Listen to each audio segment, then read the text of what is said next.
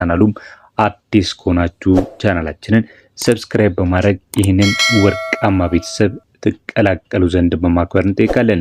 ሰብስክራይብ ስታደርጉ ታዲያ የደወል ምልክቷን መጫንም እንዳረሱ ሌላ ጊዜም ከወርቅ ጋር የተያዙ መረጃዎቻችንን ስንለቅላችሁ ወዲያውኑ የአሳውቀኝ መልእክት እንዲልክሉ ማድረግ ይችላሉና ነው። አሁን ቀጥታ ወደ ወርቁ ዋጋ ነው የምንሄደው። ከ14 ካራት እንጀምራለን። የ14 ካራት በአሜሪካ ዶላር በ89 የአሜሪካ ዶላር ነው በመሸጥ ላይ የሚገኘው። በኢትዮጵያ ብር ደግሞ በ13966 ከ75 የአሜሪካ ዶላር እና የኢትዮጵያ ብር መሸጫው ይህንን ይመስላል። በኢትዮጵያ ብር የ15 ካራቱን ስንመለከት በ95 ከ31 የአሜሪካ ዶላር እየተሸጠ ነው የሚገኘው።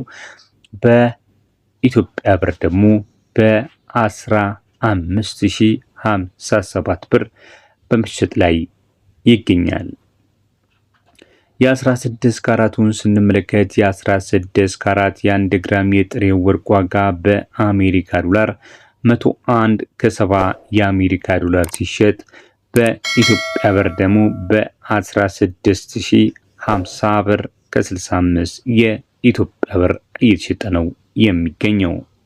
የ17 ካራቱ ውስጥ የ1 ግራም የጥሬ ወርቅ ዋጋ በስንት በመገዛት ላይ ይገኛል ካላችሁ በ107 ከ95 የአሜሪካ ዶላር እየተሸጠ ነው የሚገኘው። በኢትዮጵያ ብር ደግሞ በ17025 ብር ከ30 በመሸጥ ላይ ይገኛል።